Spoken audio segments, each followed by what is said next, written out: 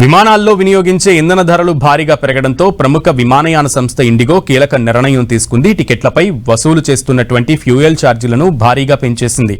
దేశీయ అంతర్జాతీయ విమాన టికెట్లపై కనిష్టంగా ₹275 నుంచి గరిష్టంగా ₹10,000 వరకు వసూలు చేయనుంది.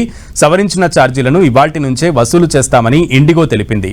ఈ కారణంగా దేశీయ అంతర్జాతీయ విమాన ప్రయాణ ఛార్జీలు భారీగా పెరిగి ప్రయాణికులపై భారం పడనుంది. ఏవియేషన్ టర్బైన్ ఫ్యూయల్ ధరలు సవరించిన రోజునే ఇండిగో నుంచి ప్రకటన వెలువడింది.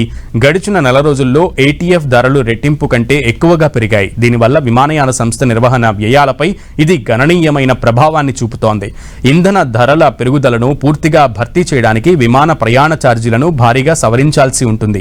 ప్రయాణికులపై పడే ఆర్థిక భారాన్ని దృష్టిలో ఉంచుకుని స్వల్ప మొత్తంలో వినియోగదారులకు బదిలీ చేశామని, ఈ ఛార్జీలు ఇవాల్టి నుంచే అమల్లోకి వస్తాయని ఇండిగో తెలిపింది.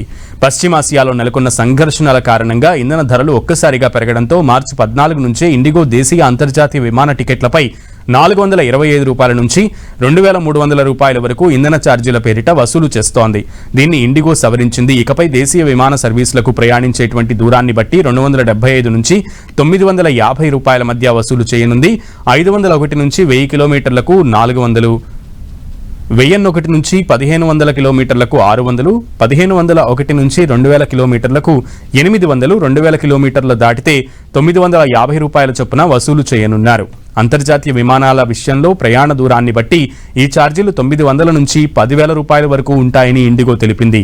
భారత ఉపఖండంలో 500 కిలోమీటర్లు దాటితే 2500, దక్షిణాసియా, చైనా, ఆఫ్రికాకు 5,000, మధ్యప్రాచ్యం 3 నుంచి 5,000, యూకే, యూరప్ దేశాలకు గరిష్టంగా ₹10,000 చొప్పున ఫ్యూయల్ ఛార్జీల కింద ఇండిగో వసూలు చేయనుంది.